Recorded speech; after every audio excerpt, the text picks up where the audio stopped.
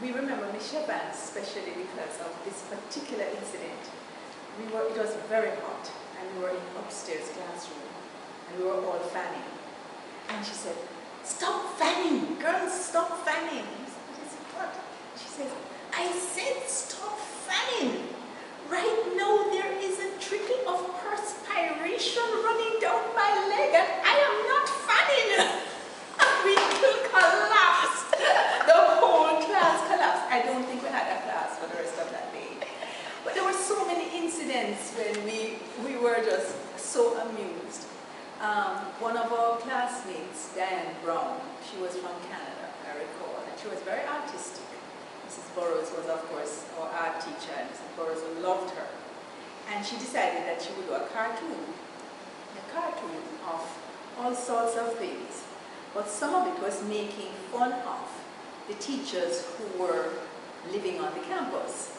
You know, in those days, teachers came from England, and a number of them stayed on the campus and were like advisors to the boarders, so they were there with the boarders. So, as a day student, I was particularly interested in the goings-on of the boarders, and of course, the girls were very interested in the men who would come to pick up the teachers. It was very romantic, you know, to lean out and see who was picking up and who was dropping off and how the dropping off went and that sort of thing. So Dan decided to do, she was a day student, but she decided to do a cartoon thing. And it was very funny because she got a huge scrapbook and she did the artwork, just putting the stories that she got into place. Well, of course, this cartoon, this one book, was being passed around the class, and everybody laughing in class, and it's passing and passing. And class is going on, but we're laughing. And we got caught. And of course, the cartoon book, the comic book, was sent up to Miss Gartshore, the principal. Now, we were all deathly afraid of Miss Gartshore. She was smaller than all of us, and we were deathly afraid of her. We just had to hear the along the corridor, and we all just straightened up, you know, because Miss Gartshore was formidable. So Miss Gartshore, we were so frightened when Miss Demetrius, when she came in, and one of the things which I've always remembered, and something which I've always admired about St. Andrew when I was there, was the honor system. Because she came into the classroom and she said, "Girls, I'm putting you on your honor. I want to know who did these drawings."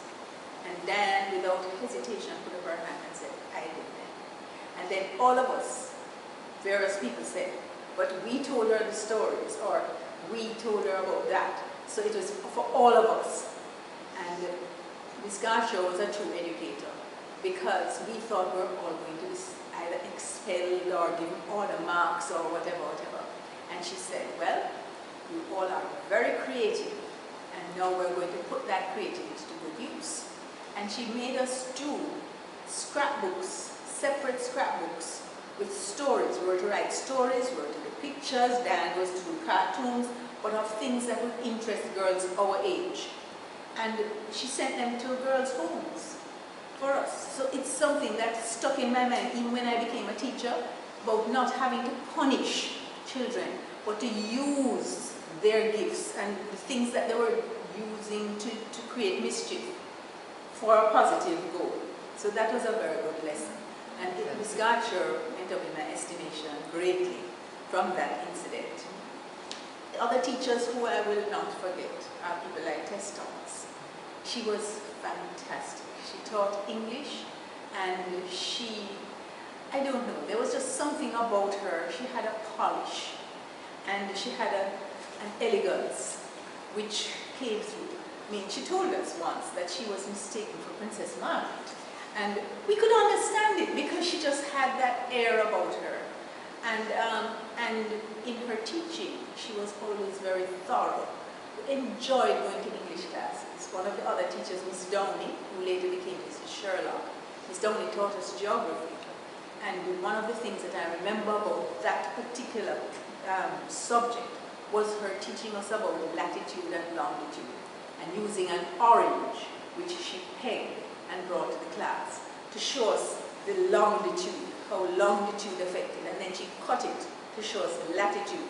And you know, it was using these concrete examples that when I started teaching, I understood the importance of providing concrete examples so that children could understand what they were learning.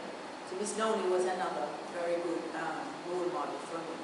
There was another person who was very good, and she was, in fact, head girl one term and came back as a teacher the next term, and she was in our class. She was Sheila Miller.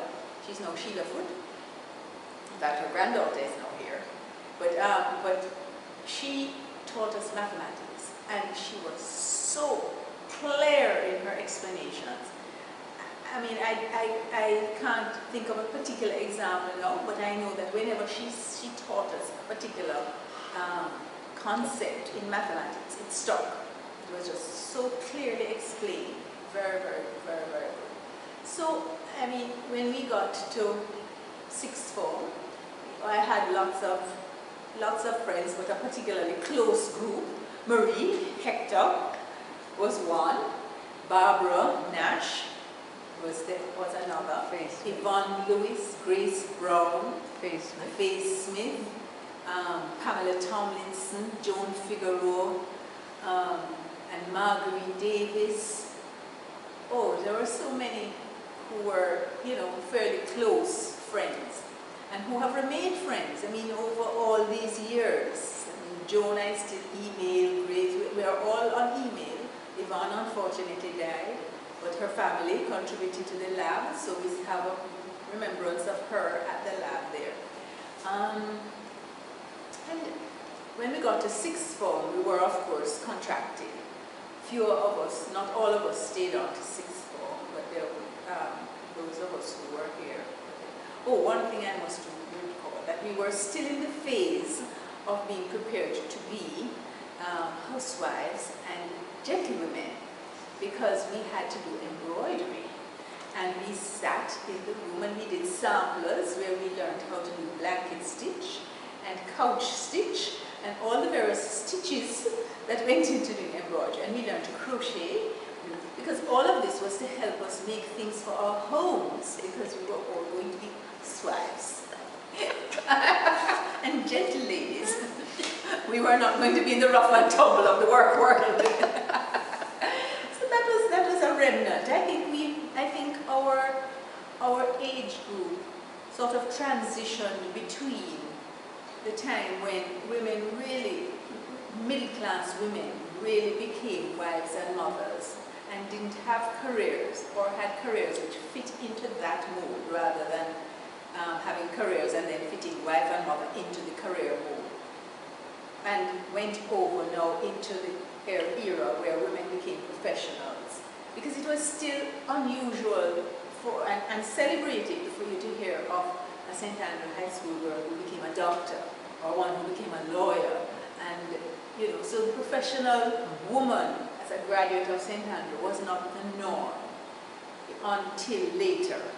But we, I think, were the group, because also of the juxtaposition of the entry of the University of the West Indies. We realized that our schooling didn't have to end at school. If we could not go abroad, there was a local tertiary institution which we could go to. And so many of us, in fact, many of that small group that I mentioned, we all went to UWI immediately upon graduation. And we became professionals in a sense. Most of us went into teaching. People like Joy Wellington, who was our close friend, she went into medicine. And some people, Betty Whitelock, Geraldine Virtue, went abroad. Betty was the Jamaica scholar, Geraldine was the Centenary scholar, and Geraldine went to Canada. Betty went to Scotland, and they did medicine. Geraldine did vet science. So we were in that transition era of Jamaica coming into independence, when you look at the broader context. Because in 1960, 61, when the Federation ended and we realized we were going into independence, we were just about leaving school. So we were at that point where we were now preparing to be contributors to an independent country, which was our country and no longer a colony of Britain. So our preparation, I think, was one which was very comprehensive, covered a wide range of areas, but definitely fitted us for going into university and fulfilling a potential for the development